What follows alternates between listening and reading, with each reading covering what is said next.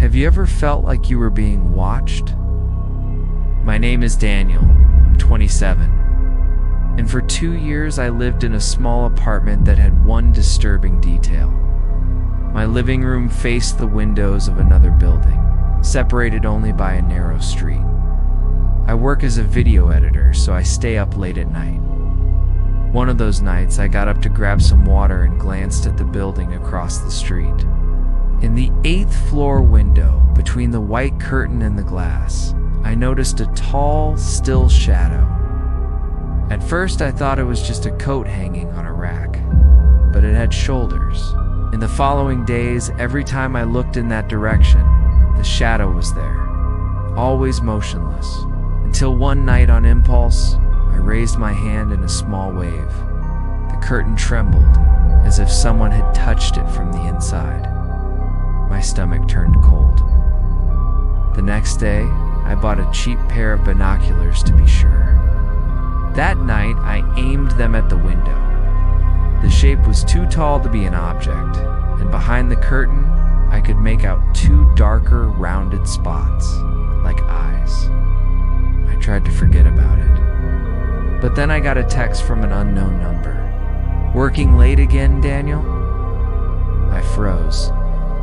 How could anyone know my name and my habits? I asked who it was, but there was no reply.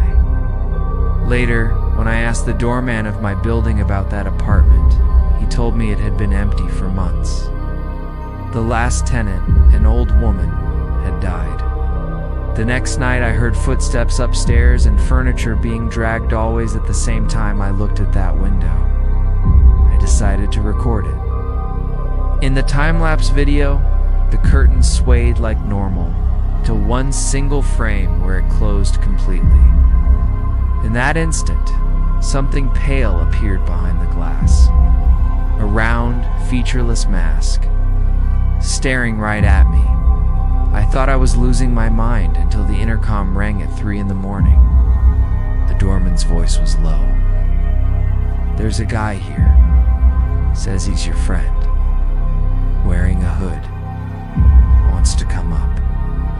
My heart nearly stopped. I told him absolutely not. He sent the man away. But when I looked back at the window, the curtain was pulled even wider. 2 days later, I went to the building across the street myself. The doorman swore the apartment was locked, unfurnished, and had no curtains at all. I left confused. But that night, when I turned off my lights, the curtain was back again, slightly open. And for the first time, a tiny red dot appeared behind the glass and began to drift across my living room wall until it stopped directly on my chest. I called the police. They checked the place, found nothing. But later that week, I received another message. A photo of me sitting on my couch, with a red circle drawn around my body.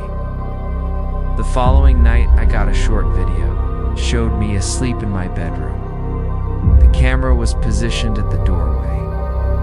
At the end of the clip, the device moved suddenly, as if someone had pulled away quickly. The caption read, "You snore softly." That's when I realized. It wasn't just a neighbor in the window. Someone had already been inside my apartment.